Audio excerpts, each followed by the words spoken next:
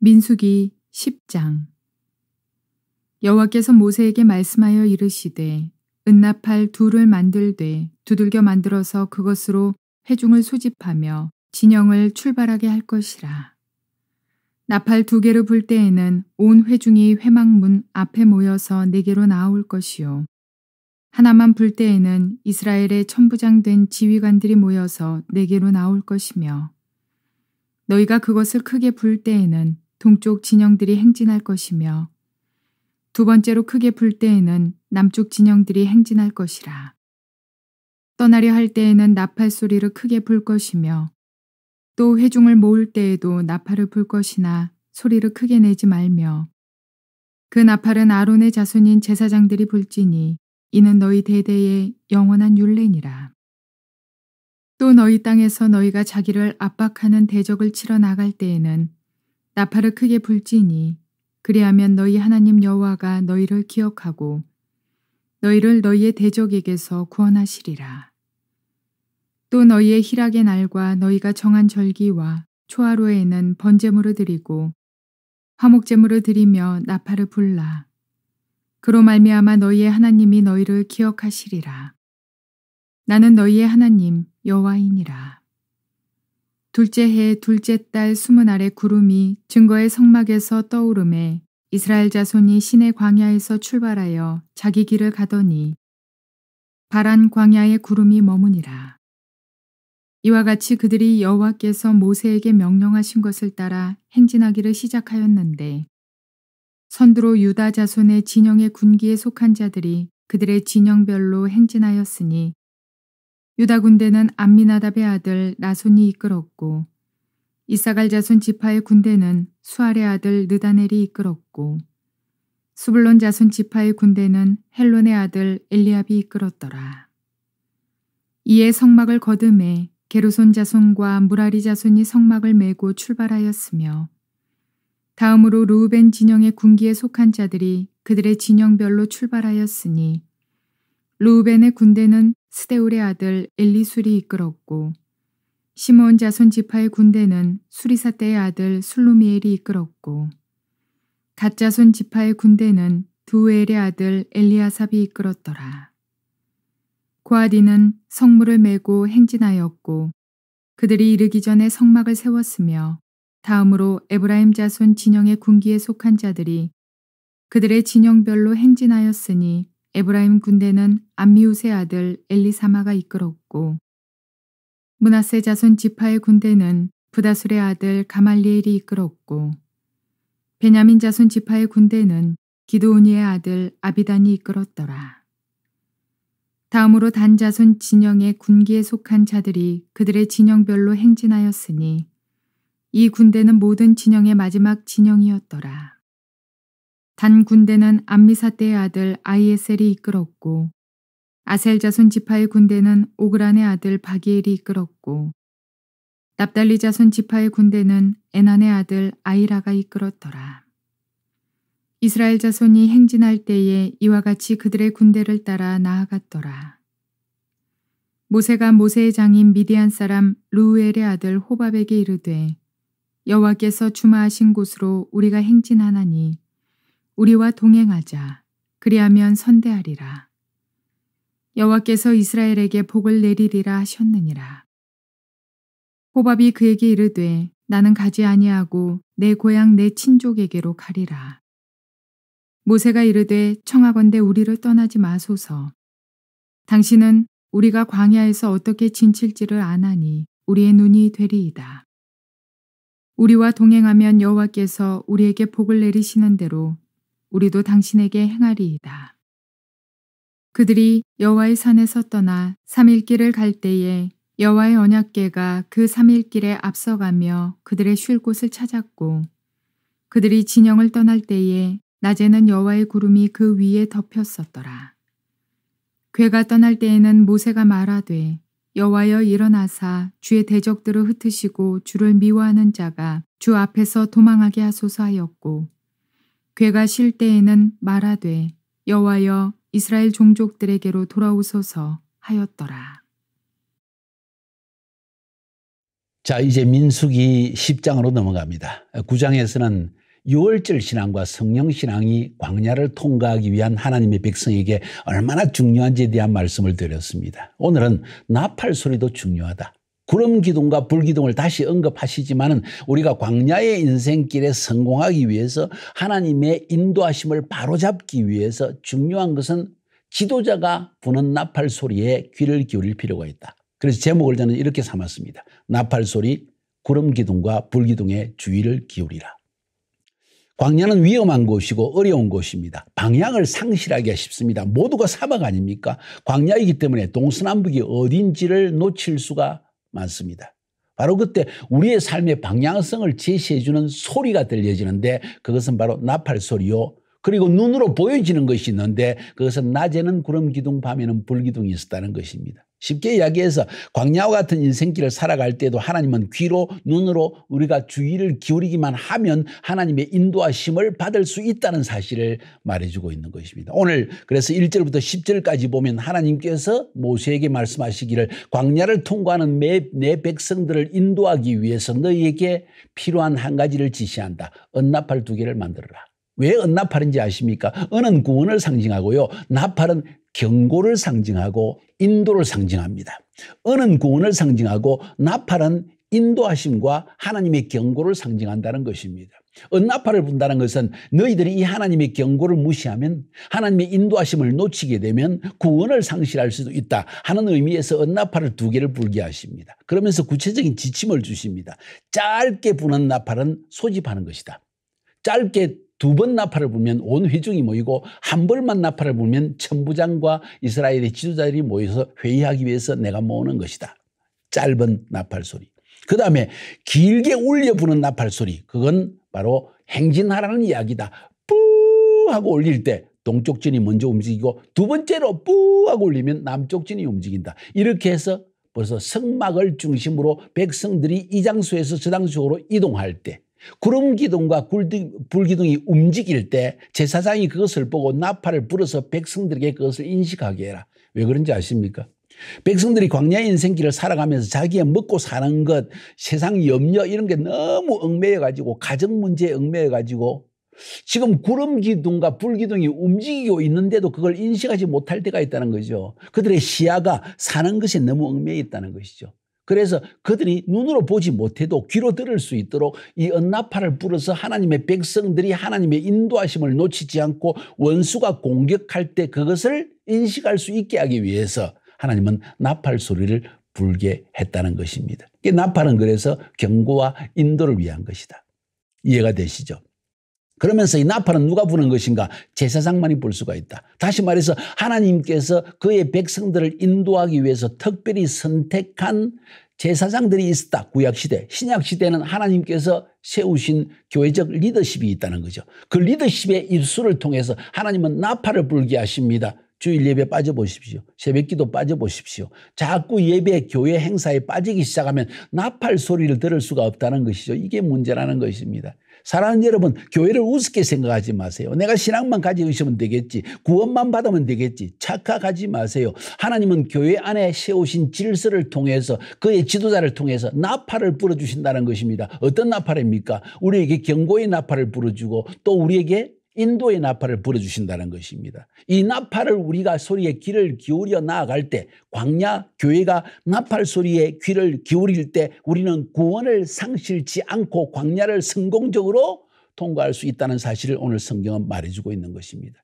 그러면서 이 나팔을 부르는 의미는 나는 너희의 하나님이다. 내가 너희와 함께 있다. 내가 너희를 기억할 것이다. 나팔을 불 때마다 하나님은 그 나팔 소리에 귀를 기울이십니다. 그래서 어떤 때 나팔을 부르라고 했습니까? 희락의 날, 희년에 부르라는 거예요. 50년째가 되는 희년에 나팔을 부는 순간에 온 백성들이 모두 집으로 이제는 자유이다. 모든 빚은 탕감되어졌다. 노예는 해방되어졌다. 종에서 이제는 벗어나 자유인이 되어졌다 하는 희년의 나팔을 불 때 이 나팔을 부르라. 뿐만 아니라 모든 절기 때, 그죠? 유월절, 무교절, 초실절, 오순절, 그리고 나팔절, 그리고 대속제일, 그리고 초막절, 이 모든 절기 때마다 나팔을 불어서 하나님의 백성이 함께 모여서 하나님께 예배합니다 하는 것을 하나님께 알려줘라. 하나님께서 그 나팔 소리를 듣고 너희를 기억하여 찾아올 것이다. 그리고 축복할 것이다. 이런 이야기입니다.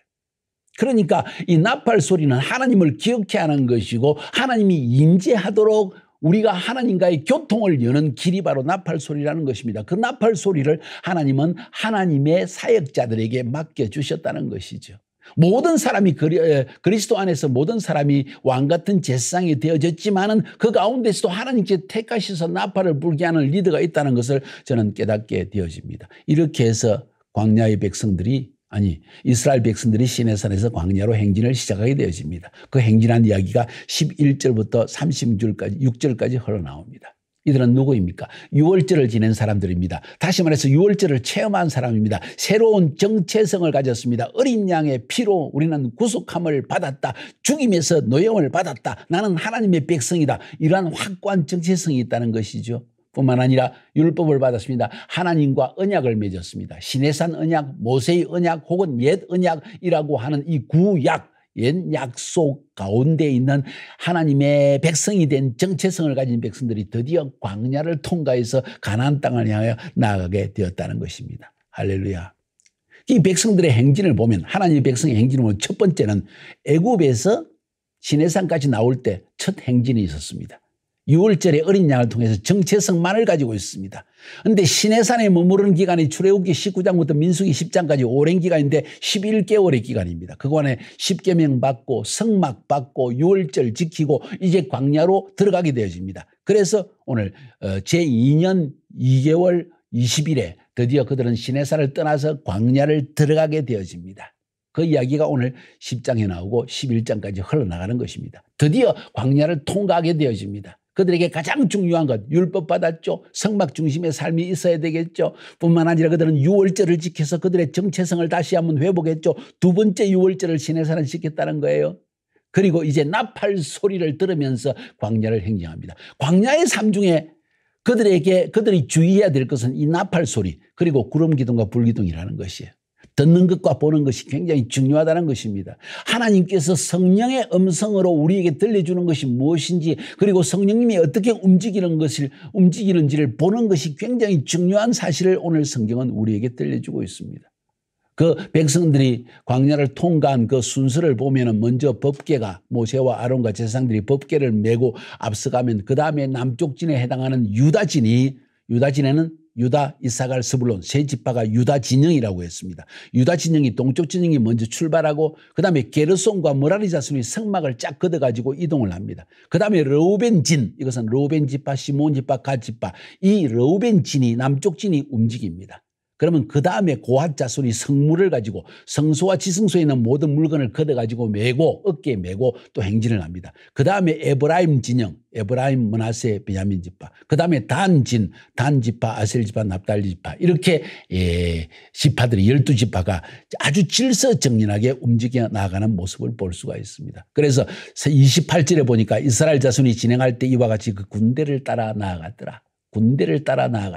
마치 군대처럼 질서정연하게 하나님의 나팔 소리를 따라서 정확하게 나아갔다. 구름 기둥과 불 기둥의 인도함을 받았다. 뭔 이야기를 하고 있습니까? 광야와 같은 인생을 살아가는 광야교회 살아가는 성도 여러분들, 여러분에게 굉장히 중요한 사실이 유월절 신앙을 가지고 있습니까? 하나님의 말씀 십계명을 붙들었습니까? 성막 중심의 삶을 지금도 살고 있습니까? 이건 놓치면 안 됩니다. 그러면서도 이 성막 중심의 삶을 살면서도 우리가 귀를 기울여야 될 것이 나팔 소리에 귀를 기울여야 된다는 것이죠. 하나님의 지도자를 통해서 주시는 이 하나님의 방향성, 그리고 하나님의 경고 소리를 듣고 움직이는 것이 필요하다. 왜? 때로는 우리가 구름 기둥이 그리고 불 기둥이 섰는지 움직이는지 인식하지 못할 때가 있지 않습니까? 우리의 눈이 세상적인 삶에 너무 얽매이고 가정에 얽매이고 내 직장에 얽매이고 미래의 염려에 얽매이다 보니까 눈으로 보지 못할 때가 많이 있다는 거죠. 그래서 하나님은 심지어 지도자를 통해서 나팔을 불게 하시는 거예요. 계속 말씀하게 하시는 것입니다. 주의해라. 마지막 때이다. 예배를 놓치지 말라. 새벽기도 꼭 나와라. 기도하면서 하나님의 음성을 들으라. 이런 말씀을 하는 이유가 바로 여기 있는 것입니다. 나팔 소리에 귀를 기울여야 됩니다. 구름 기둥과 불 기둥을 주시하면서 수시로 바라보아야 합니다. 이 이야기가 오늘 10장에 적혀져 있는 것이죠. 그러면서 그 중간에 삽입된 이야기가 나옵니다. 무슨 내용이 삽입됐습니까? 모세의 장인에 대한 이야기입니다. 29절부터 32절까지 그 이야기가 나오는데 29절에 보니까 모세가 모세의 장인 미디안 사람 르우엘의 아들 호밥에게 이르되, 이게 지금 모세의 장인이 르우엘인지 모세의 장인이 호밥인지 분명하지 않게 나오지만 잘 들어보세요. 여호와께서 주마하신 곳으로 우리가 행진하나니 우리와 동행하자. 그러면 선대하리라. 여호와께서 이스라엘에게 복을 내시리라 하셨느니라. 호밥이 따라가는지 안 따라가는지 모르지만은 여기서 우리가 주의해야 볼 것은, 혹은 우리가 좀 헷갈리는 부분이, 도대체 모세의 장인이 누군가? 이드로라고 했다가 호밥 했다가 르우엘이라고 했다가 도대체 이게 무슨 이야기인가? 여러 가지 이야기가 나오는데 민수기 오늘 10장 29절에 그 이야기가 나오고 사사기 1장 16절 4장 11절에 호밥이라는 사람이 나오고, 그 다음에 출애굽기 2장 21절에 르우엘이 나오고 출애굽기 18장에 이드로가 나옵니다. 도대체 모세의 장인이 누굽니까? 모세의 장인이 세 사람입니까? 아니, 분명히 한 사람입니다. 그런데 우리가 그 당시의 풍습을 살펴보면 르우엘은 아마도 모세 장인의 아버지일 가능성이 많이 있고, 혹은 르우엘 자체가 모세의 장인이 있을 수 있습니다. 그 다음에 이드로라는 사람, 그럼 이드로는 누군가? 역시 장인입니다. 그러면 르우엘과 이드로 누구인가? 동명이인이죠. 어쩌면 이드로는 제사장직의 이름이고 르우엘은 본명일 수 있습니다. 그 호밥은 누구입니까? 성경적으로 볼 때 러시아 번역을 보면요, 이 호밥이라는 사람을 모세의 아내의 동생, 그러니까 처남으로 이렇게 번역을 하고 있는 것을 보아서 르우엘의 아들 호밥이라고 했기 때문에 르우엘은 모세의 장인이고 호밥은 르우엘의 아들이니까 모세의 처남이 되는 거죠. 이렇게 해석하는 경우도 있고, 아무튼 다양한 해석이 있지만은 성경 자체가 그것을 너무 굉장히 중요하게 이 사람은 이 사람이고 저 사람은 저 사람이다 하고 말하지 않기 때문에 지나치게 그것을 살펴볼 필요는 없습니다. 르우엘, 이드로, 호밥, 이 세 사람이 나오는데, 호밥은 제가 볼 때 처남일 가능성이 많고 르우엘이 바로 이드로 동명이인인데 제사장적 이름과 일반 이름일 가능성이 많이 있다. 저는 이렇게 해석하는 것이 옳다고 생각합니다. 아무튼 모세가 그들과 우리와 함께 같이 가자고 했고, 처남에게 가자고 하니까 처남이 여기에 본문에는 같이 갔는지 안 갔는지 알 수 없지만 아마 같이 가지 않았겠는가 하는 생각을 가지게 되어집니다. 우리 고향 친족에게로 가겠다 하고 호갑이 거절하니까 모세가 길도 잘 알고 진칠 곳도 잘 알고 있으니 우리와 함께 가시지요 한 걸 보아서 호갑이 거절하지 않고 모세를 따라가지 않는가 하는 생각을 해봅니다. 마지막 33절 36절까지 이야기는 바로 구름 기둥과 불 기둥으로 인도하시는 하나님의 인도하심에 대해서 이야기를 하고 있습니다. 33절 34절에 그들이 여호와의 산에서 시내산에서 떠나서 3일 길을 행할 때 여호와의 언약궤가 그 3일 길에 앞서 행하며 그들의 쉴 곳을 찾았고, 그들이 행진할 때 낮에는 여호와의 구름이 그 위에 덮였더라. 언약궤, 법궤, 그 위에 여호와의 구름이 머물렀다. 하나님의 인도하심이 있었다는 것입니다. 법궤는 하나님의 말씀이 나오는 것이고 구름 기둥과 불 기둥은 성령의 인도하심을 상징합니다. 그런데 놀라운 사실은 이스라엘 백성들이 나팔 소리를 듣고 행진에 나갈 때, 구름 기둥과 불 기둥이 움직이는 방향으로 나갈 때, 여기 표현에 의하면은 여호와의 언약궤가 쉴 곳을 미리 찾아 놓았다. 하나님께서 미리 다 우리를 위해서 예비해 놓았다는 이야기입니다.